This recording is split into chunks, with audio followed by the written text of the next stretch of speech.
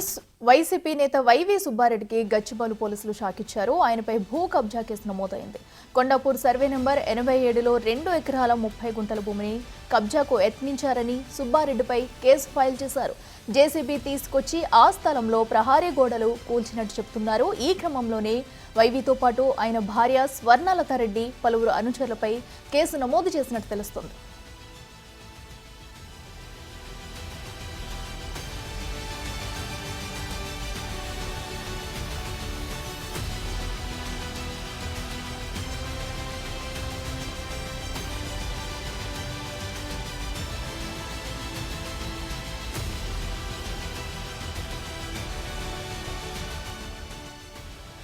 YCP నేత YV సుబ్బారెడ్డికి అయితే పోలీసులు షాక్ ఇచ్చారు. భూ కబ్జా కేసులో కూడా ఆయనకి నోటీసులు పంపించారు గచ్చిబౌలి పోలీసులు.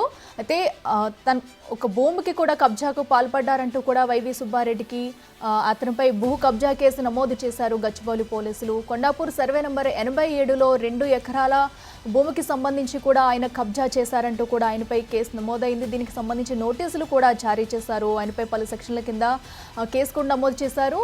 అయితే వైవి సుబ్బారెడ్డికి షాకింగ్ న్యూస్ అనే చెప్పాలి. అయితే ఆయనతో పాటు ఆయన భార్య స్వర్ణలతారెడ్డికి పలువురిపై కూడా నోటీసులు అయితే జారీ చేశారు పోలీసులు. కొండాపూర్ సర్వే నెంబర్లో 87లో 2 ఎకరాల 30 గుంటల భూమిపై కూడా కబ్జా కేసు నమోదైంది. ఇదే అంశానికి సంబంధించి మరింత సమాచారం మా ప్రతినిధి రాణా అందిస్తారు. రాణా, చెప్పండి, భూ కబ్జా కేసులో కూడా వైవి సుబ్బారెడ్డికి గచ్చిబౌలి పోలీసులు అయితే నోటీసులు ఇచ్చారు. సుమారుగా ఆ భూమి ఎవరికి సంబంధించింది, డీటెయిల్స్ ఏంటి?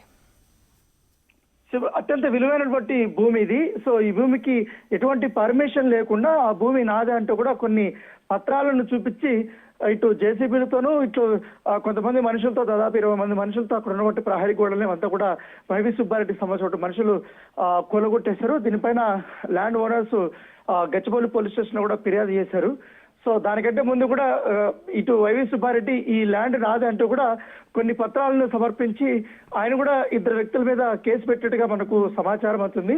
అయితే గత 2 రోజుల నుంచి కూడా ఈ యొక్క వివాదం అనేది జరుగుతున్నటువంటి నేపథ్యంలో గచ్చిబౌలి పోలీసులు వైవి సుబ్బారెడ్డి అలాగే వాళ్ళ వైఫ్ దాంతో పాటు మరొక 4 పైన కూడా కేసు నమోదులు చేశారు. దాదాపు 4 సెక్షన్స్ కింద కూడా వీళ్ళ పైన కేసులు నమోదులు చేశారు.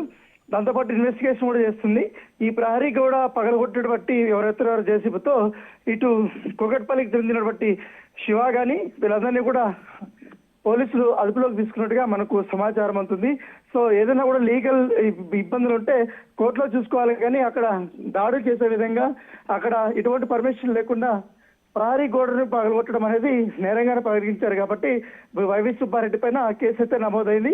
సో దాంతోపాటు ఆయనకి నోటీసులు కూడా జారీ చేసినట్టుగా మనకు సమాచారం అవుతుంది.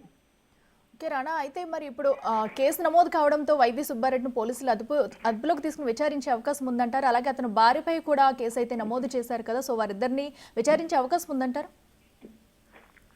అంటే ఖచ్చితంగా విచారించే అవకాశం ఉంది. ఎందుకంటే నోటీసులు కూడా జారీ చేసే అవకాశాలు ఉన్నాయి. ఇప్పటికే ఇటు జరిగినటువంటి సంఘటన పట్ల కూడా బాధితులు ఎవరైతున్నారో వాళ్ళందరూ కూడా గచ్చిబౌలి పోలీసులను కూడా వాళ్ళు ఆశ్రయించారు.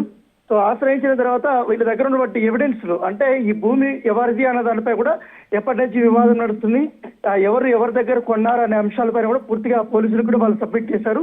మేము కోర్టుకు కూడా వెళ్తున్నటువంటి సమయంలోనే ఇలా సడన్ గా 20 మంది వ్యక్తులు ఇట్లా బుల్డోజర్లతో వీళ్ళంతా కూడా వచ్చి మా పైన దాడికి దిగబడి ఈ రకంగా ప్రహరీ గోడల్ని కూల్చేశారంటూ కూడా బాధితులు ఫిర్యాదు చేశారు. కాబట్టి ఖచ్చితంగా ఇది పొలిటికల్ టర్న్ తీసుకోబోతుంది అనేది కూడా వాళ్ళు చెప్తున్నారు. అయితే ఇక్కడ ఎవరైతే ల్యాండ్ కి సంబంధించినటువంటి వారు మొదటి నుంచి కూడా వేరే వాళ్ళ దగ్గర కొన్నామని కూడా వాళ్ళు చెప్పారు. వాళ్ళ దగ్గర ఉన్నటువంటి ఒరిజినల్ డాక్యుమెంట్స్ కూడా పోలీసుల వద్ద కూడా చూపించినట్టుగా తెలుస్తుంది. ఈ నేపథ్యంలో ఆ ఎవిడెన్స్ చూపించిన తర్వాత ఈ వీడియోలో ఏదైతే వాళ్ళు అక్కడ గోడలు పగలగొట్టడం కానీ అవన్నీ చూసినట్టు ఆ వీడియోలంతా కూడా పోలీసు సబ్మిట్ చేశారు. కాబట్టి వాటిని బేస్ చేసుకుని కేసులు అయితే నమోదు చేశారు. Right Rana, thank you. So YCP కీలక నేత వైవి సుబ్బారెడ్డికి గచ్చిబౌలి పోలీసులు షాక్ ఇచ్చారు. కొండాపూర్ లో ఉన్న భూ కబ్జా కేసుకు ఫిర్యాదు రావడంతో కూడా అతని భార్యపై కూడా కేసు నమోదు చేస్తూ కూడా పోలీసులు నోటీసులు జారీ చేశారు.